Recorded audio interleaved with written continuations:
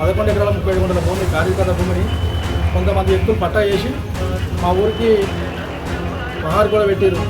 గత కొన్నేళ్ళు కాదు కార్యకర్త భూమి, దాన్ని మా ఊరికి కాలువలు పోతున్నాయి, పదంపోలు జాగా కంపెనీలకు పోయినాయి, ఎవరికి ఇళ్ళకి జాగలేదు. మాకు ఇప్పటిదాకా కూడా ఇళ్ళకి జాగాలు ఇస్తామని ఎలక్షన్లలో ఓటు కూడా వేయించుకోరు. కానీ ఇప్పుడు మనం చాలా ఘోరంగా చేసి ఆ చుట్టుముడు గోడబెట్టి ఊరు చుట్టుముడు గోడబెట్టి మనం లోపల రానియ కూడా చేస్తున్నాం. ఎలాగైనా గవర్నమెంట్ కాపాడాలని మీ అందరికీ వేడుకుంటాం.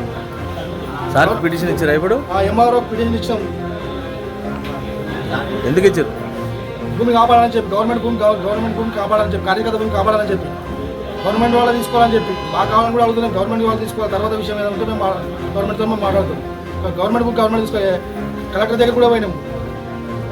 దీని విషయం మాత్రం తొందరగా మీ అందరూ యాక్షన్ తీసుకోవాలి. ఎంఆర్ఓ తొందరగా న్యాయం చేయాలని కోరుతున్నాం. గవర్నమెంట్ వాళ్ళకి న్యాయం చేయాలి, అధికారులు కూడా అందరూ న్యాయం చేయాలని కోరుతున్నాం. గవర్నమెంట్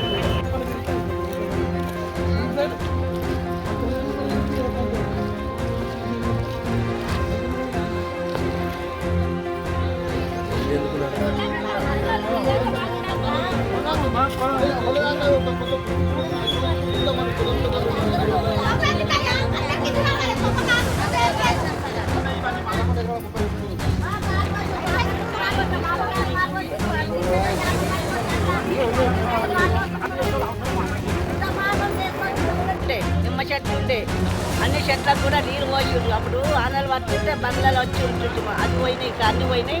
తోట మామిడి తోట ఉండే, తోట పండు తిన్నాం అన్ని. చాలా కాడికెళ్ళి మేము కట్టినాం.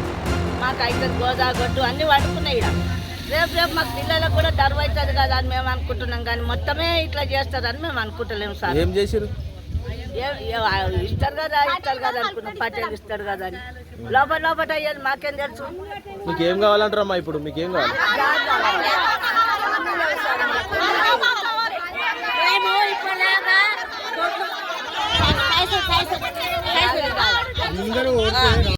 పోగాకాలికినాము, గడ్డములు పెట్టుకున్నాము, మిరపనాలు పోసుకున్నాము, పోగనాలు పోసుకున్నాము, పెంటలు అన్ని వేసుకున్నాము. ఇప్పుడు మా జాగా అన్నట్టు మేము మెదులుకున్నాము.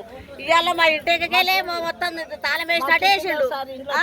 బాగా ఇంట్లో కావాలి తాళము, అందరికి ఇంట్లో కావాలి తాళము. మాది అనుకున్నాం, ఇప్పటిదాకా మాది అనుకున్నాము.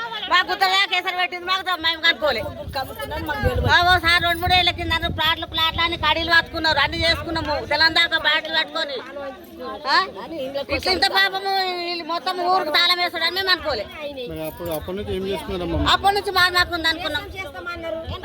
మాది మాకే ఉంది అనుకున్నాం. మేము ఓసారి ఓట్లు వేపించుకొని ఇంటింటికి తెల్ల రాత్రి వచ్చి పొద్దుగాల ఓటు పడ్డది. ఇట్లా పోకపోతే ఉత్సవం వస్తాం మీకు జాగలేదని అన్నాడు. మా ఊరు రేపు పాటేల్ ఉత్సవం. ఇప్పుడు మీరు ఓటు వేయకపోతే కాలకంటే మల్లారెడ్డికి వేయకపోతే ఉత్సవం వస్తాం స్థలం లేదు మీకు, ఇక అక్కడ పోవద్దు లక్ష్మయ్య అని చెప్పిండు. మా ఆయన గిట్ట మా ఇంటికి వచ్చి ఇంటింటి అందరు చెప్పిండు. ఇవాళ ఓటు పడ్డాడు, ఇప్పుడు మాకు తాళం వేసాడు.